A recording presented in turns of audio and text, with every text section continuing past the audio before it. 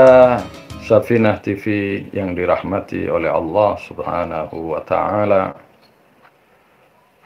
kembali kita di bulan suci ini merenungkan pentingnya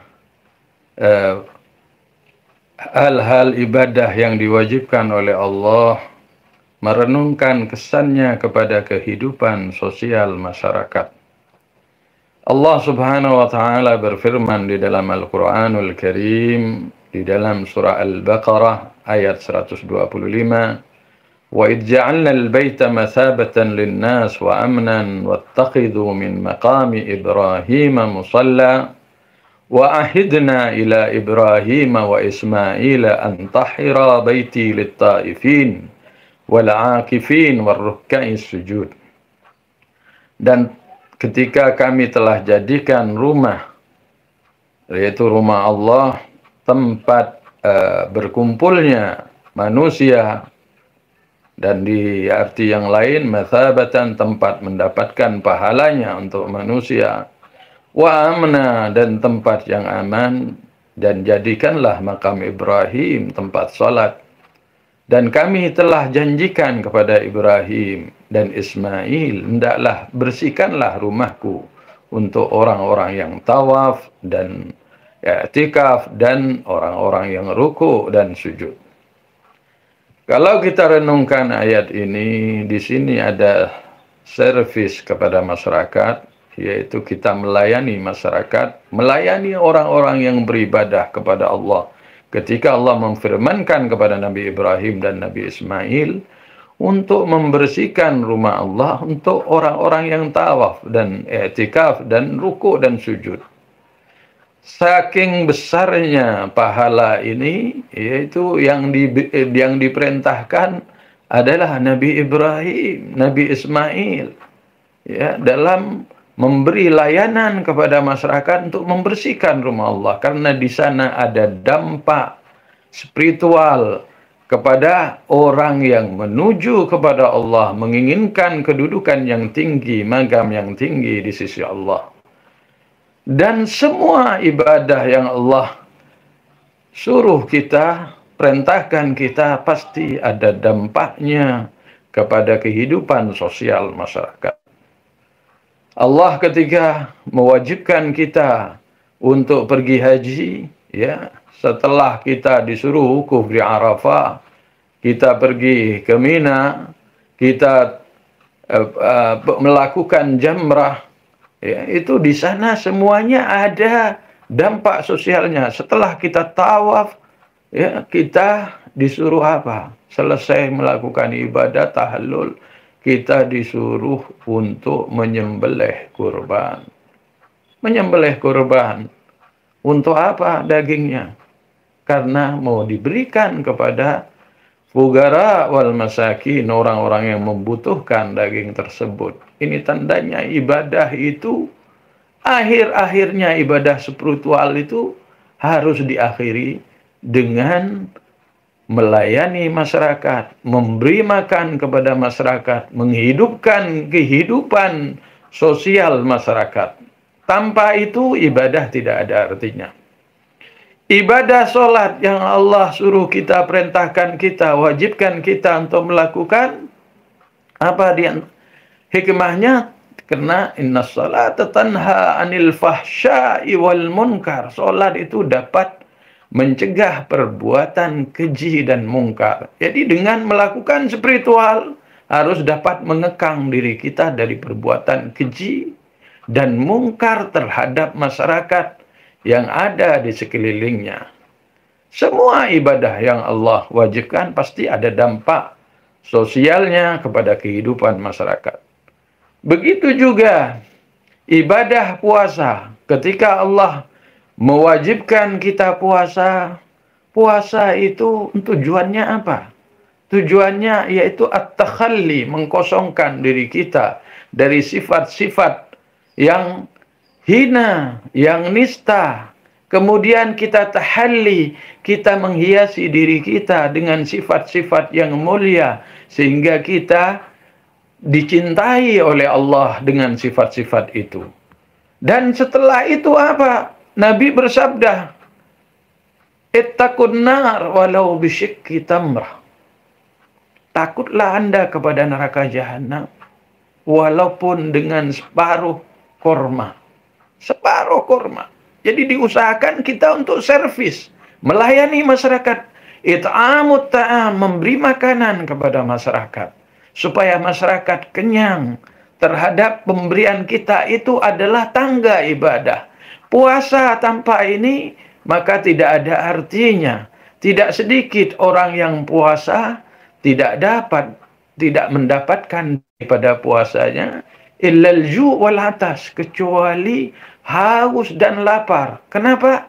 Karena puasanya tidak dapat memberi servis kepada masyarakat.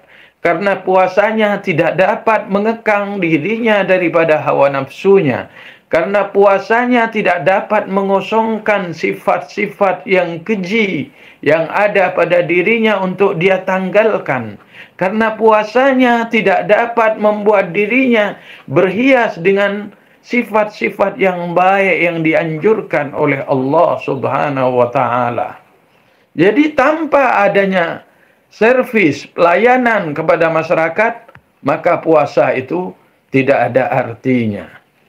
Ketika kita renungkan sabda Nabi ya sallallahu alaihi wasallam, Syekh Al-Kaf'ami dalam kitab Al-Misbah Al-Balad Al-Amin, ya, dalam kumpulan doanya meriwayatkan bahwa Rasulullah SAW bersabda, barang siapa membaca doa ini di bulan Ramadan setiap selesai melaksanakan salat wajib, Allah Subhanahu wa Ta'ala akan mengampuni dosa-dosanya hingga hari kiamat. Doanya sebagai berikut. Mari kita renungkan doa ini. Allahumma adkhil ala ahlil kuburis surur. Ya Allah, masukkan kepada penghuni kubur kebahagiaan. So, kita dengan doa kita disuruh melayani masyarakat walaupun yang sudah meninggal. Melayani masyarakat kalau tidak mampu kuasa hidupnya dengan it'amut ta'am, memberi makanan, maka di masa sudah meninggal kita juga disuruh melayani masyarakat dengan memberikan doa kepada mereka.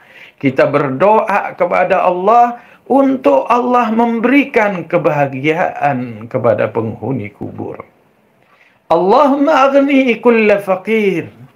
Ya Allah, kayakanlah orang yang miskin. Kita disuruh, kita sudah tidak mampu contohnya memberi it'amut ta'am kepada fugara, kita memohon kepada Allah juga agar Allah memberi keluasan rezeki kepada orang-orang fakir. Allahumma ashbi' kulla ja'i. Ya Allah, kenyangkanlah orang-orang yang lapar. Allah maksu kulla uryan. Ya Allah, berikan pakaian kepada orang-orang yang tidak memiliki pakaian, mereka yang telanjang.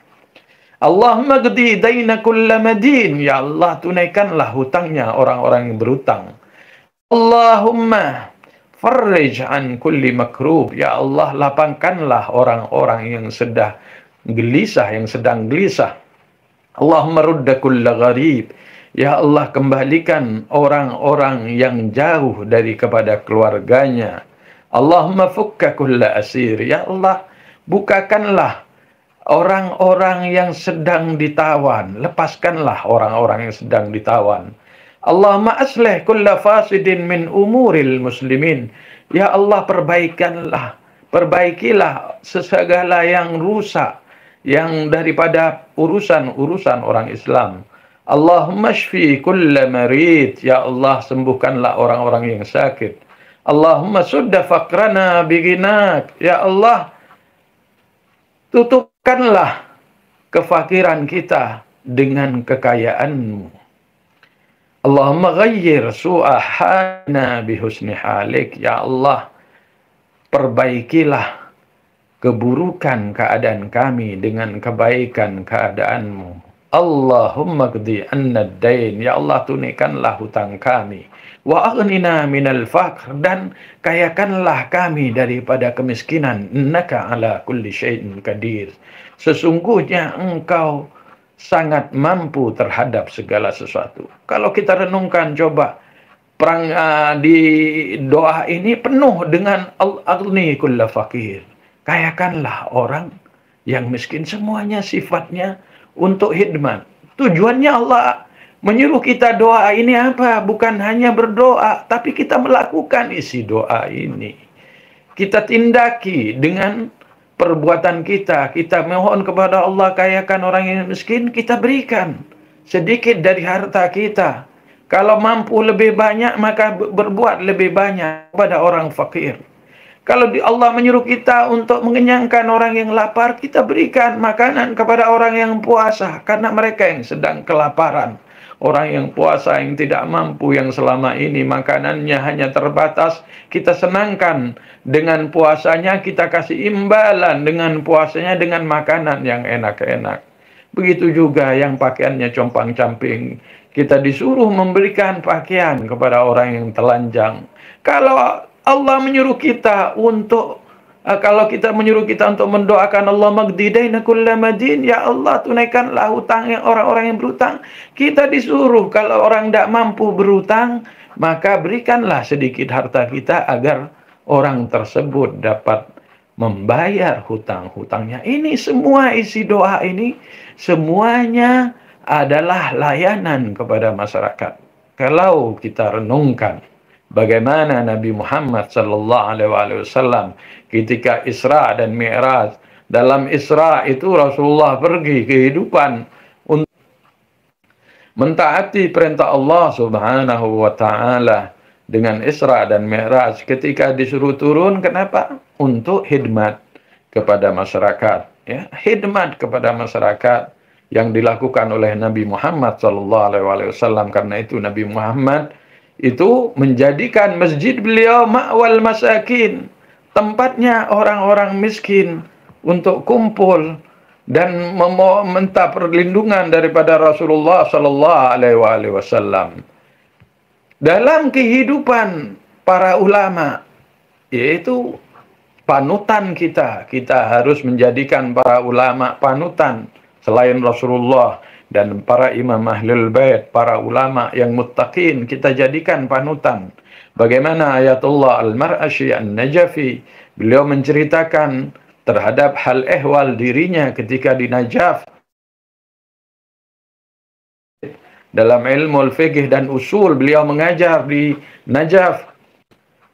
Beliau mengatakan di waktu pagi saya mengajar ilmu al-makasib, dan di waktu malam saya pergi ke tempat syiarnya, yaitu Husainiyah, yang di sana ada syiar kepada Imam Husain, menceritakan tentang Sayyidina Husain, sepak terjangnya Imam Husain, ibadahnya Imam Husain, perjuangan Imam Husain. Ini tempat Husainiyah membicarakan tentang Sayyidina Husain untuk menjadikan tempat kita untuk yang memberi semangat spiritual kehidupan kita agar mau berkorban, berjuang di jalan Allah Subhanahu wa Ta'ala.